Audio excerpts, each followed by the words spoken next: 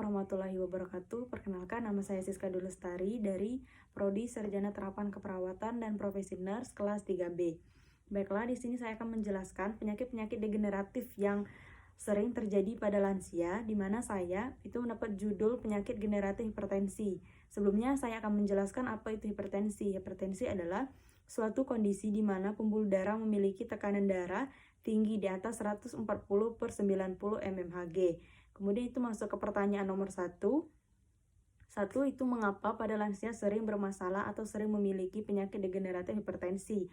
Jawabannya itu salah satu faktor penyebab lain hipertensi pada lansia selain bertambah usia diantaranya itu faktor keturunan, penyakit ginjal, gangguan pola tidur, pola makan tidak sehat, makanan kurang serat, tinggi lemak dan garam. Kemudian itu masuk ke pertanyaan nomor 2, jelaskan penyebab dan akibat dari penyakit degeneratif hipertensi tersebut. Pertama yaitu faktor penyebab.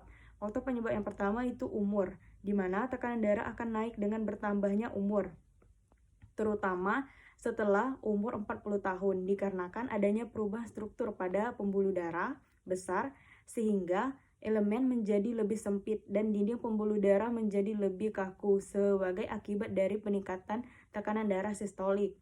Kemudian yang kedua itu jenis kelamin. Pria lebih rentan terkena penyakit hipertensi dibandingkan dengan wanita.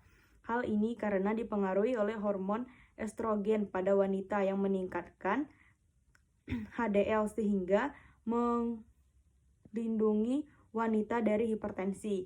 Kemudian yang ketiga yaitu genetik, berkaitan dengan metabolisme, pengaturan garam dan renin membran sel.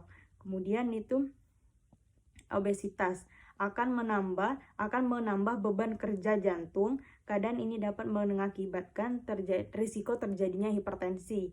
Kemudian yaitu stres dapat memicu terjadinya tekanan darah meningkat karena stres dapat merangsang kelenjar anak ginjal melepaskan hormon adrenalin dan memicu jantung berdenyut lebih cepat sehingga menyebabkan tekanan darah meningkat. Selanjutnya itu merokok, banyak mengandung berbagai macam-macam zat kimia yang dapat membahayakan tubuh. Kemudian itu mengkonsumsi alkohol, mengkonsumsi garam berlebihan, akan menyebabkan banyak cairan tubuh yang tertahan.